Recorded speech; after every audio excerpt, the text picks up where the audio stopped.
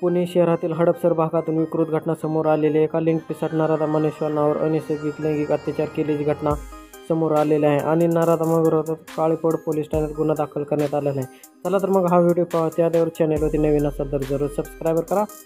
तर नराधम आरोपीचे नाव तो सध्या हडपसर परिसरातील हांडेवाडी भागात वास्तव्यास आहे। या प्रकरणी आरोपीला अटक करण्यात आलेली आहे। पोलिसांकडून मिळालेल्या माहितीनुसार ज्या श्वानावर नराधमाने अनैसर्गिक कृत्य केलं आहे ते श्वान पाळीव आहे। मालक कामानिमित्त घराबाहेर गेला असताना नराधम आरोपीने कुत्रीवर अनैसर्गिक अत्याचार केल्याची घटना घरमालकाने परतल्यानंतर त्या कुत्रीवर वागणुकीमध्ये त्यांना अचानक बदल दिसून लागला।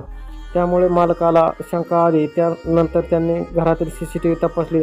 सीसीटीव्ही तपास केला असता घृणास्पद प्रकार उघडकीस आला। दरम्यान कुत्रीच्या मालकाने या घटनेची माहिती शिवसेनेच्या पदाधिकारी राजेश पडळकर यांना तेथे दिलेली आहे। त्यानंतर पडळकर आणि नागरिकांनी तातडीने